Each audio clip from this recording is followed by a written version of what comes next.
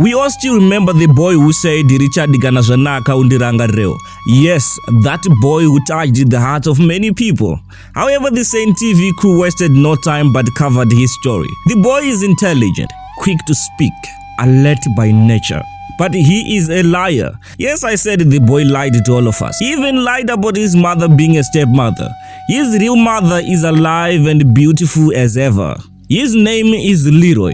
What really happened the other day is that Leroy left us hanging. It was time for him to leave the streets and the Saint TV crew was so excited for him. But when the day came to take him out of the streets, he left the car and told us he was going to the toilet. From that day, we never saw Leroy. Saint TV activated the investigation mode. Using the information he gave us, we wanted to go to Blawai where he said his father works. However, through investigation, we found out that his mother is in Norton.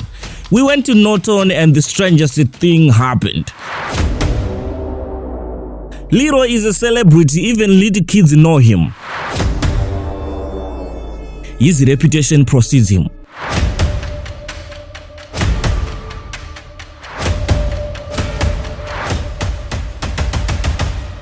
When Leroy is loitering in the streets, people will be closing their doors in fear of the young man, that he might steal something. People who knew Leroy went on to say nothing but the truth about the boy. Anonzi Leroy mtekeza munomuziva ere. Ndomuziya kubva kachiri kadii. Leroy anonyepa anogara namai vake chainya kumbereki kuti azotaura nyaya yokuti anogara nastepfather akapiwa mabhuku mari yeschool fees mainfomu aende kumusha kuna baba vake ndokugumira murodhi haana kusvika ndokuzotanga kutaura nyaya yake yekunepa iyoyi. Mai vake vanomuda zimbabweiti havana chavasingamuitiri vanomutaurira mwana iyeye. Zvese zvaari kutaura ndezvekunyepa, everything anoitirwa haana chaasingaitiri. Isusu tiri kutoti anogara na stepmother. Ndekunyepa anogara namai vake chaivokutakura 9 months ari paari ndofestival yavane vana 3. Saka zvakaoma because isusu tiri kutoziva kuti ndi stepmother wangu vachimushungurudza. Alright, so mumaraini handiti mumaraini mukugara zviri kuratidza kuti tabvunza kwakawanda zviri kuratidza kuti Leroy munhu anozivikanwa. Aitokwadi anozivikanwa chero nekamwana kane 2 years anoziva kuti Leroy. Alright, chii chaanonyanyozivikanirana nacho muno mumaraini? Nyaya yekuba Leroy anoba chero takishopu anopasa. Chero akaona mota anokwanisa kuipasa akatora chanenge achida akaenda anoba. Zvakaoma. So chokwadi tinotenda nekuti mai vake mai nini vanga vachisvibiswa havatoripo.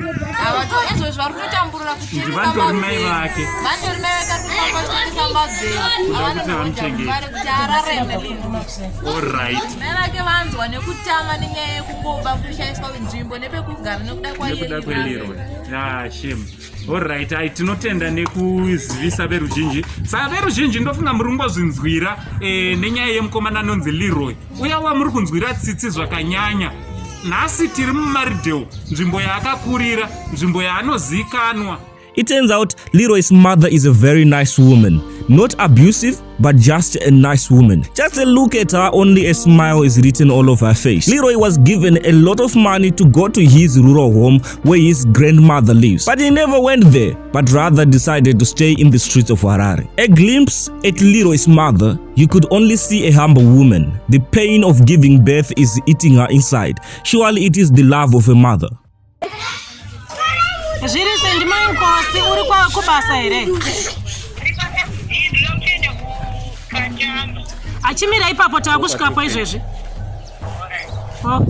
Ini Leroy ndakatanga kumuziva 2016 ndichitanga kugara muno achigara naamai vake. Iriyo firstborn. Mamawo aine umwe mukomana munin'ina wake nekahanzvadzi kake. Leroy haagari namai nini. Upenyu hwake hwese haatozivi upenyu hwaamai nini. Leroy inochengetwa naamai vake zvakanakisa zvinodadisa zvinototadzwa navamwe vanhu vatori nemari dzavo asi mai vake vanovavarira upenyu hwaLeroy. Asi Leroy achengeteke. Saka ndezvipi zvari because tiri kuona kuti mumaraini munomu Leroy anozivikanwa. Leroy anozivikanwa. Ndezvipi zvaita kuti mwana mufana wechidiki azivikanwe zvakanyanya muno muMaridale? Leroy anoba. Alright. Leroy anotora. Hey. Ane nyaya zvemukaenda even kupolice. Leroy ane macases ariko. Akawanda. Leroy kuchikoro chaiko. Leroy pachikoro aitora mari dzamaticha. Zvakanyanyisa. Mai wake vangu vachirwadziwa nokutsvaga Leroy. Musi wandatoona paSNTV muchitaura naLeroy. Ndakarwadziwa. Foni yangu yaichinetsa bhatiri kuti nditaure nemi ndikubatei. Mai vake ndikazosvikira pakuvapa nhamba dzenyu kuti vataure nemi. Vanga vasati zvavo vataura nemi. Asi Leroy ndakamuona ndikarwadziwa kuti Leroy zvaari kuita azviite. Akapuwa mari yakawandisa yeschool fees. Akatengerwa zvese zvinyowani zvechikoro akaenda nazvo akanozvidyira mustreet. Zvese akadyira mustreet. Leroy anoba. Chera akatosimudza mwana wangu naenda naye mukamushayi. Leroy unoba. Mai vake havana kana mhosva, havana kana chipomero pamusoro paLeroy. Kana vakatodona pano neBP vane vadonedzwa naLeroy. Shame. Hey, so vabereki ndofunga muri kungozvinzwira nenyaya yaLeroy yatafambira kuno kunotoni kuMaridale. Mukomana uya wamakachema naye mukati mukomana ataura mashoko anobata ari kushungurudzwa nastepmother. Ndofunga mese muri kungozvinzwira kuti vari kutoti stepmother aiwa kureva nhema ndivo mai vake vakatomubara ende Leroy ari kutonzi mumaraini ane mbiri yekuba. Amenoti munozviona sei vabereki kwese kwamuri. Ticharamba tichingobvunza vamwe vaviri vatatu kuti munzwe. Tikabva pano tichanzwa zvakare tichangonobvunza patinenge tamira zvimunzwe kuti vanhu vanomuzowa nekudii muno muMaridale munototi. Uncle Saint wasted no time but interview Leroy's mother. Right, tichifamba zvakare nenyaya yaLeroy Mtekeza. Nyaya iri kunetsa mastreets esocial media yatatirega tinatsoita yekufambira. Handiti makadii nyama iyi? Ndiripo makadiwe. Tiri nani. Pamadirections tanga chingofamba chirasika. Pamadirections atapiwawo nevanhu vatizivisa kuti panapa ndo pamba pana Leroy Mtekeza. Amenoti ichokwadi? Ichokwadi. Alright. Imi muri chii chaLeroy Mtekeza? Ndiri amai vake vakamushara.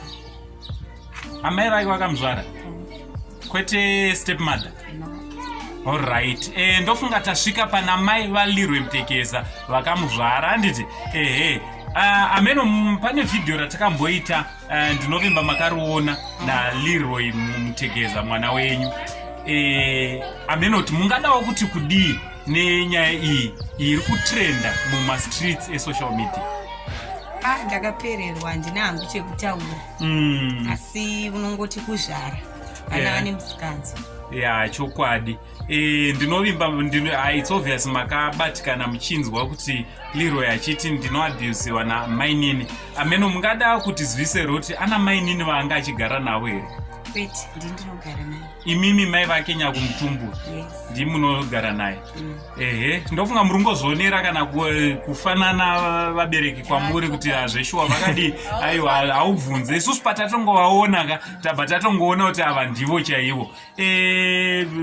Chokwadi mumastreets tatenderera tichibvunza vanhu vakasiyana-siyana kana vachiziva Leroy vakataura kuti zveshuwa Leroy vanomuziva, asi mabasa ari kutaurwa ipapo ari kuratidza kuti vanhu havafari nemabasa aLeroy.